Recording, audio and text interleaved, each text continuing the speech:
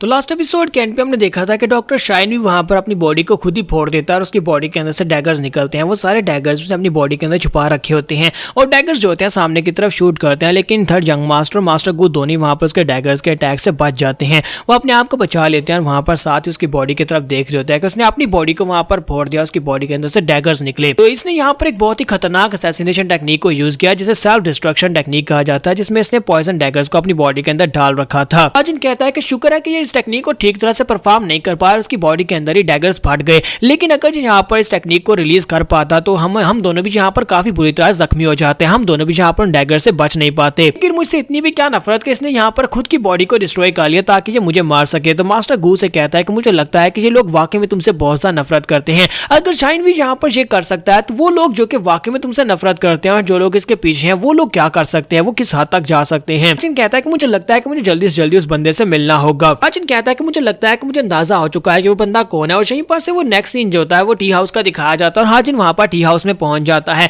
Tea house का owner जो होता है उसे देखकर काफी हैरान होता है। हाजिन कहता है कि तुम यहाँ पर मुझे देखकर हैरान क्यों हो रहे हो, मैं यहाँ पर तुमसे लास्ट टाइम के लिए माफी मांग लेता हूँ। तो वो कहता है नहीं नहीं सर, यहाँ पर उसके लिए माफी मांगने की जरूरत नहीं और सभी लोग उसके सामने सर झुका देते हैं। हाजिन कहता है कि मैं यहाँ पर दोबारा किसी से फाइट करने के लिए नहीं आया, बल्कि मैं तो यहाँ पर तुमसे यहाँ पर उसके लिए माफी मांगने के लिए और साथ ही यहाँ पर बैठकर चाय पीने के लिए आया हूँ। तो वो कहता है हाँ सर क्यों नहीं आप यहाँ पर चाय पी सकते हैं। तो हाजिन कहता है कि मुझे लगता है कि आज ही वो दिन है जब यहाँ पर ग्रेन क्लीनिंग ग्रुप के लोग तुम्हारे लिए सप्लाईज लेकर आएंगे तुम्हारे किचन के लिए। तो वो कहता है हाँ सर वो लोग सप्लाईज लेकर आ चुके हैं। तो हाजिन कहता है क्या वो आ भी गए। तो वो कहता है हाँ सर वो आ चुके हैं और ज्यादा खुशी की बात यह है कि उनका लीडर आज यहाँ पर आया है, मास्टर मॉक भी यहाँ पर आए हैं, वो ऊपर बैठे हैं, वो सेकंड फ्लोर के ऊपर बैठकर चाय पी रहे हैं। तुम्हारा हाजिन कहता है क्या वो यहाँ पर है तो क्या मैं उससे मिल सकता हूँ। तो इसी के साथ हमारा हाजिन जो होता है उससे मिलने के लिए ऊपर चला जाता है। कहता है कि मुझे लगता है कि वो यहीं पर मेरा वेट कर रहा था। तो जैसे हमारा हाजिन वहां पर ऊपर आता है तो वहां पर मॉक भी बैठा होता है और कहता है कि देखो तो जरा यहाँ पर कौन आया है, एक ऐसा इंसान जिसकी बॉडी के अंदर एक प्योर इवल है,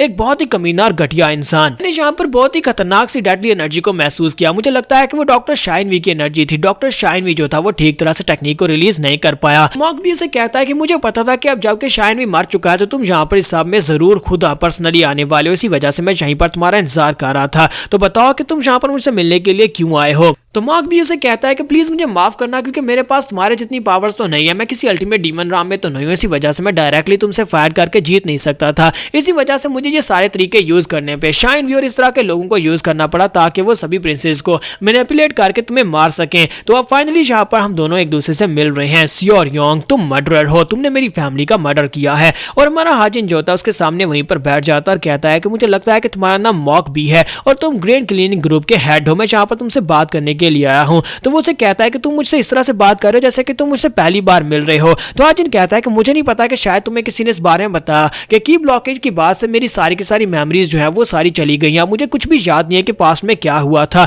तो वो कहता है कि एक बहुत ही अच्छा बहाना है यहाँ पर ये कहने का कि तुम्हारी मेमोरीज चलेंगी जबकि तुमने एक पूरी की पूरी फैमिली को मर्डर कर दिया था। हाजिन उसे कहता है कि मैं यहाँ पर सच बोल रहा हूँ, मैं तुम्हारे सामने झूठ नहीं बोल रहा। तो वो कहता है कि हाँ मुझे पता है कि तुम सच बोल रहे हो। इसी के साथ ही वो हाजिन से कहता है कि अगर मैं यहाँ पर ये कहूँगा इस दुनिया में जितने भी विलेंस हैं वो सारे के सारे तुम्हारे सामने कुछ भी नहीं है, बल्कि तुम एक प्योर इवल हो और तुम एक बहुत ही घटिया इंसान हो, तो क्या तुम इस बात के ऊपर यकीन करोगे। वजह से मैं यहाँ पर तुम्हारी बात के ऊपर बिल्कुल ही भरोसा नहीं कर सकता, चाहे तुम यहाँ पर कुछ भी कह लो मैं किसी बात के ऊपर भरोसा नहीं करूंगा। हाजिन बिल्कुल खामोश होता है जब किसी के साथ ही मॉक भी उसे कहता है कि तुम अपने साथ पीनल्लाह मास्टर को क्यों लेकर आए हो। तो मतलब यह है कि तुम्हें इस बारे में पता था कि हम लोग जाकर पीनल्लाह मास्टर को अप्रोच करेंगे, तुम्हें यह पता था, तो इसी वजह से तुमने यहाँ पर रूमर्स फैलाए थे कि वो डीमन एम्बरर का फर्स्ट यंग मास्टर है। तो हाजिन उसे कहता है कि हाँ ये सब कुछ मुझे पहले से पता था और साथ ही मुझे डैगर्स के बारे में पता है, मैं बस ये जानना चाहता हूँ कि बाकी के सभी डैगर्स कहाँ पर हैं। तो मॉक भी उसे कहता है कि तुमने डैगर्स तो देख ही लिए होंगे कहाँ पर हैं, इसी तरह बाकी के सभी डैगर्स भी उसी जगह के ऊपर है जहाँ पर उन्हें होना चाहिए। मुझे एक बात तो बताओ, क्या यहाँ पर डिवाइन डीमन कल्ट की जितनी भी आर्मीज है, यहाँ पर जितनी भी ऑफिशियल लोग हैं वो सारे के सारे तुम्हारे यूज करने के लिए हैं। क्या यहाँ पर तुम्हें बेनिफिट्स दिए जा रहे हैं कि तुम यहाँ पर ऑलरेडी सक्सेसर चूज हो चुके हो, इन सभी लोगों को जब चाहे कमांड दे सकते हो। तुमने यहाँ पर जनरल स्ट्रेटेजिस्ट से भी यहाँ पर रूमर्स के बारे में इंफॉर्मेशन दी और उसके बाद तुमने यहाँ पर रूमर्स फैलाए कि पीनल्लाह मास्टर डीमन एम्परर का फर्स्ट डिसाइपल है, जबकि डीमन एम्परर साहब में कुछ भी नहीं कर रहे। हाजिन उसे कहता है कि तुम लोग भी तो यहाँ पर मुझे मारने के लिए हर कोई मुमकिन कोशिश कर रहे हो, तुम लोग जैसे चाहे वैसे मुझे मारने की कोशिश कर रहे हो, तो क्या मैं यहाँ पर इस तरह का काम नहीं कर सकता। यहाँ पर तुम्हारे गुस्से को अच्छी तरह समझ सकता हूँ क्योंकि तुम मुझसे नफरत करते हो कि मैंने तुम्हारी फैमिली को मार डाला, लेकिन इस वक्त तुम जो कुछ भी कर रहे हो इससे निर्दोष लोगों को नुकसान पहुंच सकता है, इसी वजह से मैं तुमसे यही कहना चाहता हूँ कि जो कुछ भी कर रहे हो उसको यहीं पर रोक दो। तो मॉक भी उसे कहता है कि तुम्हें ऐसा क्यों लगता है कि मैं यहाँ पर तुम्हारी बात सुनने के बाद ये सब कुछ रोक दूंगा। लेकिन उससे भी ज्यादा जरूरी सवाल यह है कि तुम्हें क्या इस बारे में पता है कि मैं यहाँ पर तुमसे चाहता क्या हूँ। तुम्हारा हाजिन उसे कहता है कि मुझे पता है कि तुम क्या चाहते हो, लेकिन मैं यहाँ पर तुम्हें सुजेशन दे रहा हूँ, यानी कि मैं यहाँ पर तुम्हें एक मशवरा दे रहा हूँ कि ये सब कुछ रोक दो, तुम्हारे लिए यही बेहतर रहेगा। तो ये बात सुनने के बाद मॉक भी बहुत ज्यादा गुस्सा हो जाता है, अपनी पावर्स को रिलीज करता है और कहता है कि तुम इस वक्त इस पोजीशन में नहीं हो कि तुम यहाँ पर मुझे मशवरा दे सको,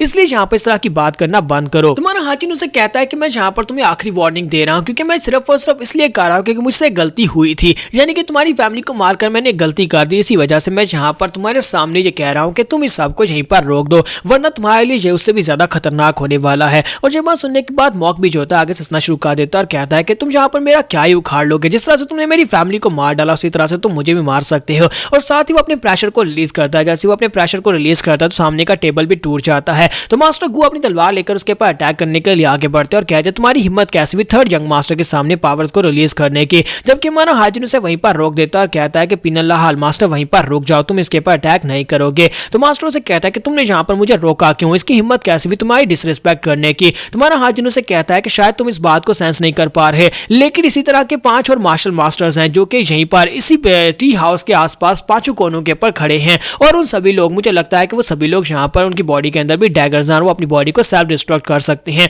अगर वो लोग यहाँ पर अपनी बॉडी को सेल्फ डिस्ट्रक्ट करते हैं तो ये पूरे का पूरा टी हाउस नहीं बच पाएगा, और इसके साथ साथ ये यहाँ पर सेंटर में बैठकर अपनी बॉडी को सेल्फ डिस्ट्रक्ट करेगा, जिसकी वजह से पूरे का पूरा टी हाउस और इसके साथ काफी सारी बिल्डिंग्स हैं उन सभी को नुकसान पहुंचेगा और वो सारी तबाह हो जाएंगी। तो मॉक भी उसे कहता है कि फाइनली मुझे पता चला कि अल्टीमेट डीमन राम का बंदा जो है उससे कुछ भी छुपा नहीं है, तुम यहाँ पर सब कुछ देख सकते हो। तुम्हें पता चलेगा कि मैंने अपने 5 लोगों को पहले यहाँ पर टी हाउस के 5 कोनों के ऊपर ठहरा रखा है। तो लगा था कि हमारी स्टाइल तकनीक इतनी ज्यादा खास है कि सिर्फ और सिर्फ डीमन एम्परर इसको देख सकते हैं, लेकिन तुमने भी यहाँ पर इसको देख लिया। तो मास्टर गू कहता है कि इसने यहाँ पर कहा कि वो 30 मीटर्स के फासले पर हैं, अगर हम लोग यहाँ पर से निकलना चाहे तो बड़ी आसानी से निकल सकते हैं। तुम्हारा हाजिन उसे कहता है कि तुमने बिल्कुल ठीक कहा, हम दोनों तो यहाँ पर बड़ी आसानी से निकल जाएंगे, लेकिन इन सभी लोगों का क्या, जरा पर देखो यहाँ पर टी हाउस के मालिक और उसके साथ उसके नौकर और नौकरानियां यहीं पर हैं, वो सभी लोग यहाँ पर बिला वजह मारे जाएंगे और मैं नहीं चाहता कि यहाँ पर किसी निर्दोष की मौत हो। तो मॉक भी इसकी बात सुनने के बाद हंसना शुरू कर देता और कहता है कि ये क्या, मुझे लगता है कि लोग तुम्हारे बारे में सही कहते हैं कि तुम बदल गए हो।